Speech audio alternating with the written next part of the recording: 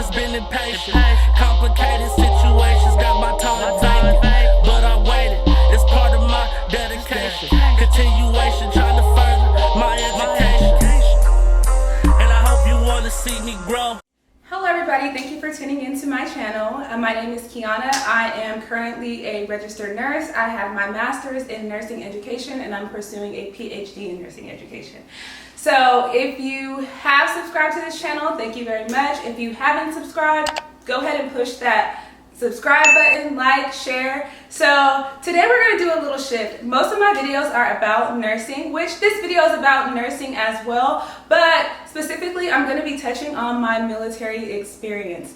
So before I became a registered nurse, I was a medic in the military. I served in the military for 4 years. Wait, pause.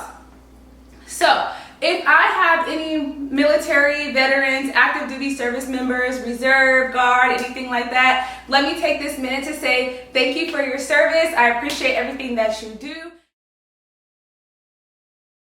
do. So whenever you have an interest in joining the military, you have to speak to a recruiter. So there are 4 branches of the military. You have the Army, Navy, Marines, and the Air Force. So I went and spoke with the Air Force recruiter. I didn't have a specific way of picking. That just was the most convenient thing for me. So when I went to go speak to her, she asked me like, what did I want to do and what were my goals and things like that. So I explained it to her, and then she kind of gave me a rundown on how the military works, like what would be required of me in order to get that specific job. So as an enlisted member, you have 2 options. You can do a 4-year term or you can do a 6-year term. So I went in with the mindset of I'm going to do a 4-year term, but I was persuaded into doing a 6-year term. So know what you want to do, know how much time you want to serve, and study for the ASVAB test so that you can get any job that you want. So you do have to take an assessment test. It's called the ASVAB. So the higher you score on the ASVAB, the more likely you are to get the job that you want. And Open General. Let me tell you about Open General. So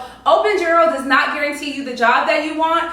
Open General sends you into the military without a job, and any job that's available, if you qualify, you're gonna get it. So know what Open General is, and I recommend not taking it unless you're just kind of like.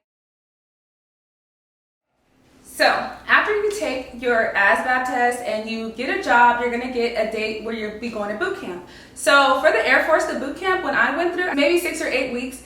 And basically you go in, you have to give up all your belongings, and you're in this dorm with a bunch of people, and this is where the drill sergeants are like yelling at you.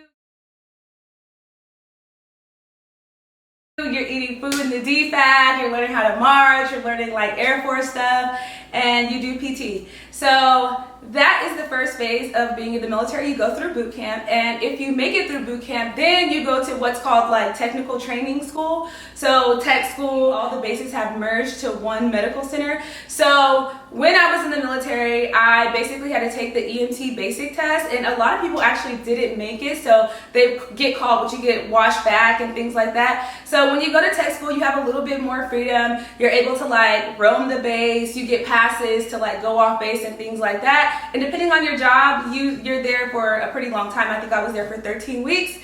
And then in the middle of that, they give you like a chance to, like they give you like a base preference. So you try to choose, like you tell them what base that you went. Let me tell you, I selected all California bases, and guess where I ended up?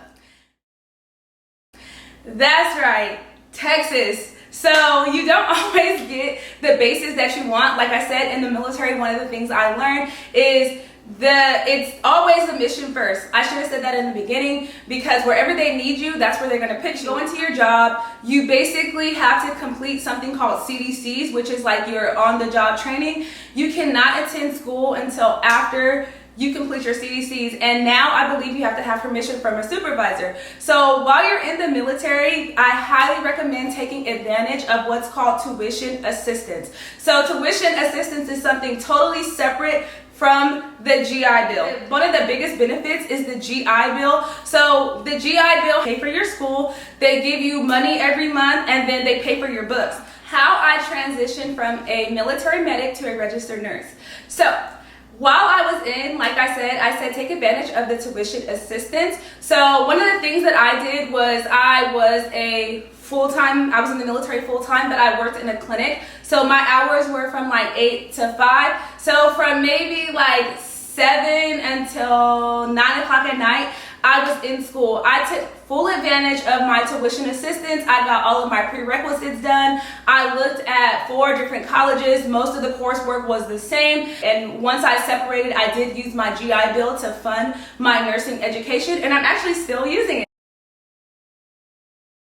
Because that GI Bill can run out fast. The GI Bill does function off of months. You have 36 months. And I know that doesn't sound like a lot of time, but it actually, I think it equivalents to like maybe 4 years of full-time coursework. And I actually applied for nursing schools while I was still in the military, because they also have a program called the NECP program. It's also a great opportunity. I just never got accepted because every time I applied, I got deployed. NECP is also another route to take to become a registered nurse. So what that program consists of is you get accepted into the program and then you become a civilian, but you still get active duty pay. You complete nursing school, but you have to give them back 4 years as a officer.